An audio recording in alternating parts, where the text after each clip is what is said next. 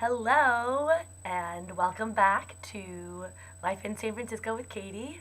Thanks for checking out the video. Thanks for coming back. There's a couple things that I want to talk to you guys about today. I haven't made a video in a while, so there's a lot to catch up on.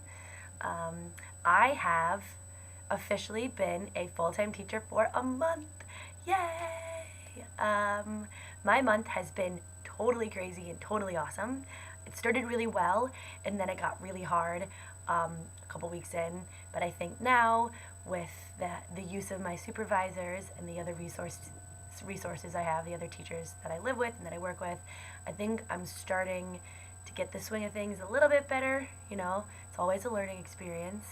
Got to keep that growth mindset. If any of you guys know that, DMA people will. But anyway, so school is going really well. I absolutely love my students. I mean, they drive me up the wall, and oftentimes they're kind of annoying, but it's only because I love them so much, and I want them to just be amazing because they are amazing.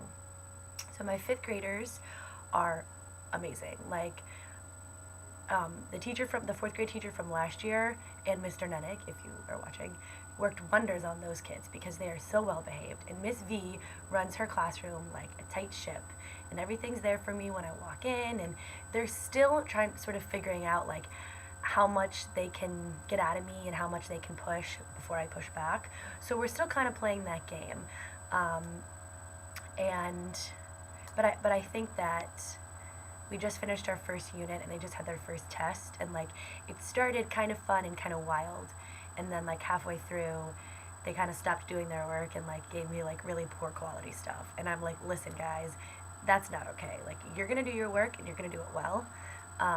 And so like I think they're gonna know to put in more effort, and I know what structures I need to put in place so that they can achieve more.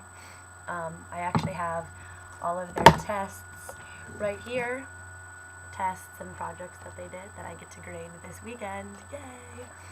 So we started our second unit about explorers, and we did this really cool thing in class yesterday. So I don't know, social studies is going well in my fifth grade. I have fourth grade for a lot of things. I mostly teach them science, and science is moving at like a snail's pace because they just talk so much. And it was okay in the beginning, but now that they like know their expectations and know when they should be quiet and listening and doing their work, and they're not, that's where things got kind of hard and kind of frustrating. But me and the other fourth grade teacher have been talking to them a lot, and like making sure like that they know what they should be doing. And we've both been utilizing our supervisors. My supervisor is the volunteer coordinator, both full-time who work at the school and then part-time tutors that come in and stuff. And her boss, or her supervisor, is the principal. So we've all been kind of working together to figure out how to get the fourth graders in line. They're not used to quite the expectations at DMA that they've had at their other schools. They're not used to being at school for so long, and like having to be doing stuff and having to be on all day.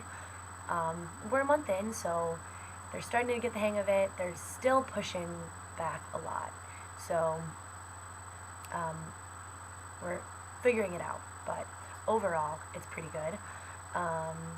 In science, so social studies, we're doing like American history from like early Native American cultures, age of exploration, colonization, revolution, and I think and like the founding of our country is where this curriculum year ends. And then in science, it's just kind of like the basics. Right now we're doing like scientific inquiry, scientific method kind of stuff, and then we're going to move into plants and animals, ecosystems type of stuff, and then we're going to do like wind and water and ice and how that like shapes our earth. We're doing energy and magnetism. At the end we get into a little bit of family life, so that should be interesting, teaching fourth graders about like pregnancy and babies and stuff. So it's going to be an adventure. So my classes are going really well. I talked about this a little bit last time, but DMA is absolutely amazing. Like, all of the teachers are so helpful with, suggestions, tips, like, hey, maybe you could try this. Have you thought about doing this? The structures that they put in place, like the expectations in each individual classroom, are school-wide. So no matter who the teacher is, they're going to tell you the same thing. Whether you're in my class, whether you're in the computer lab, whether you're in the courtyard, cafeteria, like walking up and down the stairs, it's all the same. So they're getting those skills reinforced all over the place, and it's just makes my job so much easier when I have to remind them what they should be doing, because they're being reminded what they should be doing all over the place. And like I said, the school is just so supportive. I love my one-on-one meetings with my supervisor and my professional mentor. Shout out to Paul and Michelle if you guys see this. I always get nervous going into those kinds of meetings because it's like an evaluation, basically.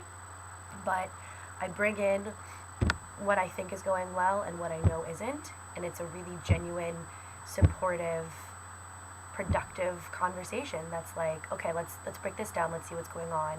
And they're amazing people and they're amazing educators, so of course they're going to know what I should be doing and other things that I can try and all this and all that. And it's just so great, especially like first year teacher. So scary. Like, I went to school for 5 years studying how to be a teacher, and it's still terrifying, and I'm still figuring it out. And they're just so great to have to help me be a teacher. So yay, DMA, school's going really well.